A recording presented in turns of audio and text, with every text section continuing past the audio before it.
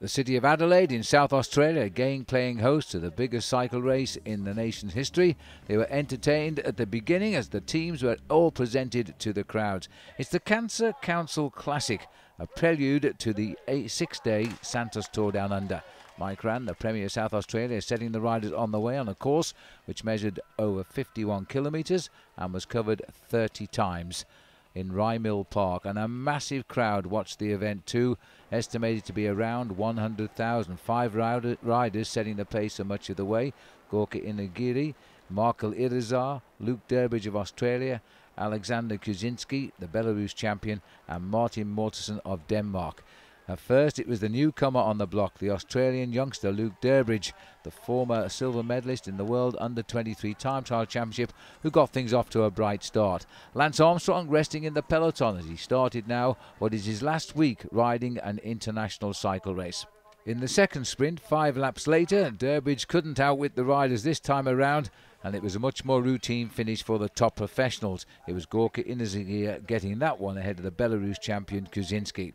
The third sprint, which was completing lap number 15, this time it was the new Dane on the block, Martin Mortensen, in a black jersey of the new Leopard Trek team.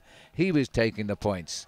Then they dropped back to the field, at least 2 of them did, leaving just 3. Izagir winning the sprint here, Luke Durbridge in second place, and Irizar on Lance Armstrong's Radio Shack team filling the 3rd spot. But then the peloton, with 10 laps to go, were beginning to look rather hungry for the catch of these 3. They'd held them at 20 seconds for a number of laps, but now they were closing in, disrupted briefly by a crash which involved Stuart O'Grady, the very first winner of the Santos Tour Down Under back in 1999. But while Stuart was left behind, and he's a local boy at that, the field swept up the last survivors of the breakaway, and then got down to the business of seeing just which of the famous sprinters in this event would take out the classic itself. And there was plenty of action coming too, because now Andre Greipel is on the team of Omega Pharma Lotto. Stuart O'Grady was left to be cheered on, a lonely person around the circuit as time ran out. Good pacemaking, firstly by Danny Pate of the USA for the HTC High Road team. Their thoughts all wrapped around the arrival of Mark Cavendish first across the line. So they were playing their part as the team workhorses. But as they swung into this bend, down went last year's winner Greg Henderson. Another rider was delayed, and the finish was disrupted for the big sprinters Greipel and Cavendish. And just as Sky thought they were going to get the win anyway, 2 riders from HTC High Road came clear, and it was Mark Renshaw this time leading out Matty Goss, who got the victory. And that's Goss's 3rd victory of the new year. Here's Paul Sherwen talking with him. At the start this morning, everyone was saying that, oh, it's going to be Mark Cavendish, but I think Mark Renshaw put a little bit of pressure onto your shoulders, and you came up with a magnificent win tonight.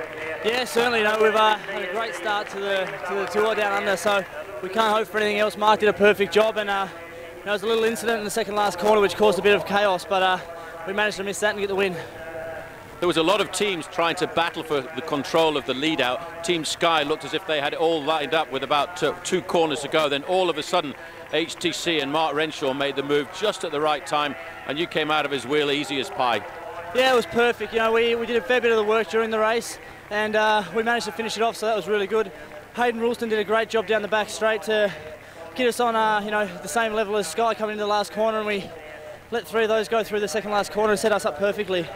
Well, a lot of people now are putting pressure onto your shoulders, saying Matty Goss, he can win the overall race at the Santos Tour Down Under because he can get himself over the climbs, and you've got a great squad to support. But tonight, I suppose you're just going to enjoy this victory. Yeah, we'll take it each day as it comes at the moment. You know, I do have goals of the overall, but you know that's going to come after the first few days, and we sit back and assess what's happened and you know what we do. So far, it's a good start. We can't complain.